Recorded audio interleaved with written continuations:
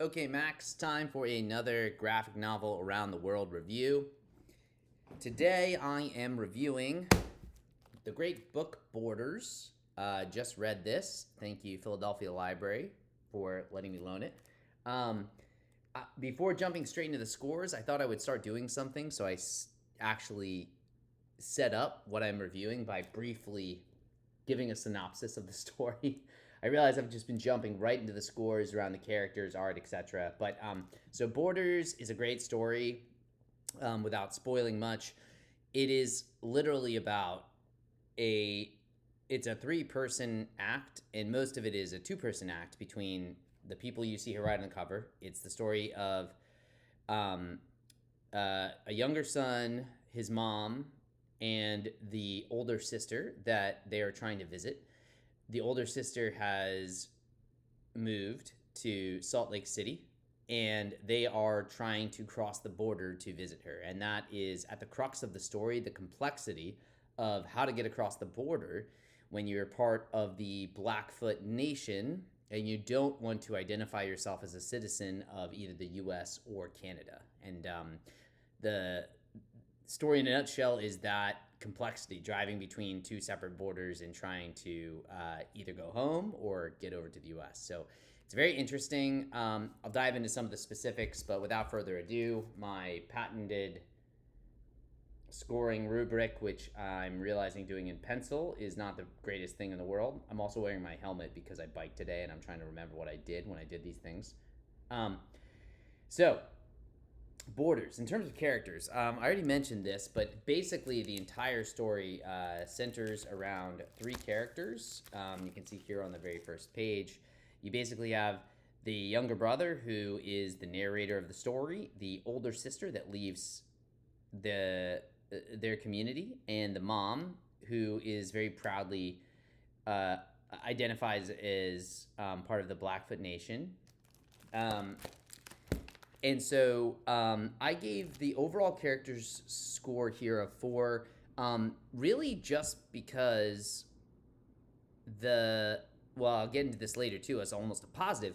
This is a very interesting graphic novel in that like 80% of this book, and it's a quick read, really is this story of them trying to maneuver the border crossing in this car trip that they're taking. So some of the details of the characters that you'd like to know a little bit more about how they are, you just can't get into when most of the story is much more about their interaction with the governments at both of these borders. So there are still some really tender moments, without doing too many spoilers, like moments where I think you see like really, really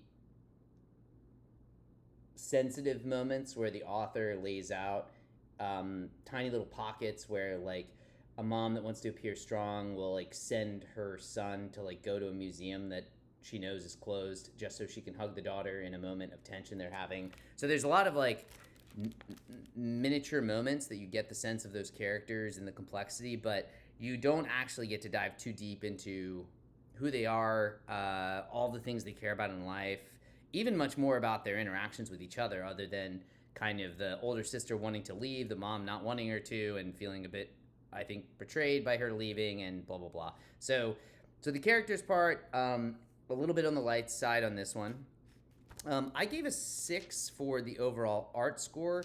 And again, I've talked about this in previous videos, and I'm sure I'll talk about it in further ones, where this is probably the most, I mean, they're all sort of subjective scores, obviously, by definition, but I quite like the color palette and just the way that things seem to pop off the page here. It's like explicitly cartoony, but I just like how it all looks. You get some really, really nice images and colorings. This is a page I'll leave open, just an example for the history and culture next section, but I like the bold color choices. I love the fact that everything sort of pops off the page. There was nothing that like stuck with me as like a forever moment, so I can't give it like a super high art score, but I still thought it was very strong. In terms of the history and culture, I think again, since so much of the book was about really this border crossing challenge, you did not necessarily feel like you were a traveler living as someone in the Blackfoot Nation at a particular time. I think like there's elements of that. There's also like stories that clearly the mom is trying to relay on to her son at various points. So you get like these glimpses, I think, of like some of the culture of the Blackfoot tribe, but not, I think like not, you know, not a massive amount, because again, so much of the book is more pages like this where you're, it's a very interesting story in that sense where you are like trying to see what happens as this person's trying to cross the border and refuses to give their citizenship as either countries, being Canada or U.S. So I'm probably going to mark this country as Blackfoot and then in parentheses put U.S. and Canada, because I think that reflects more the point this book is trying to make, I think, in the central tension. But yeah, I wish I could have gotten a little bit more about the cultural background. I didn't leave this book feeling like I knew a ton about that experience living in that kind of group of people at the time period they're writing for. In terms of readability, I gave this a really high score. I gave this an 8. Partially, again, because you look at pages like this. Again, I think the art makes it sort of pop. There's minimal text on a lot of these pages. If I just flip to random, I literally just flipped to a random page. Like, a lot of it is easy to take in, almost like you're flipping through, like, a movie a little bit. Like, a lot of the imagery is quite strong, and, again, the colors make it easy. There's not overly much text, and the whole book is, I think, less than 200 pages. So I think the readability is really, really high. On top of this, I think it actually benefits from that thing that sometimes, again, takes away, the fact that so much of this is about sort of the border crossing challenge.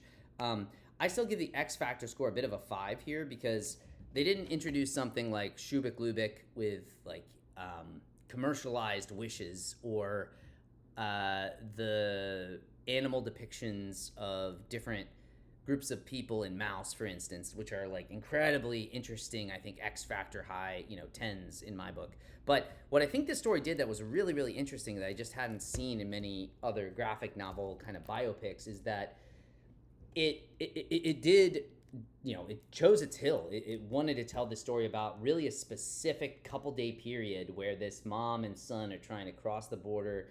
And I think that I just have never read a story quite like that. Like, typically, if you read a graphic novel biopic about anyone, their life, or like a group of people, it can last decades. It can last 50 plus years, like depending on how the author chooses to tell it, from like her parents or his parents, all the way through maybe the authors having their own kids, and so it can span this enormous gap of time and touch on a lot of different historical things. But this really takes the opposite approach. It really focuses on an incredibly narrow scope. Like, you never see these guys more than a year apart, even in flashbacks and such, I think. And again, 80% of the book is like maybe over 3 days. So in a way, I think that's really kind of cool and unique, which is why I gave it a higher X Factor score. I just can't remember a lot of other things I've read like that. So overall, a very respectable 5.2. Again, the scale is probably going to continue to go change over time, but a very respectable score in what I'm going to continue trying to be like a tough grading criteria, relatively speaking. But Borders, so a very cool story about the Blackfoot Nation, and an interesting overlap both with Canada and the U.S. Definitely worth a read. Yeah, go ride a bike.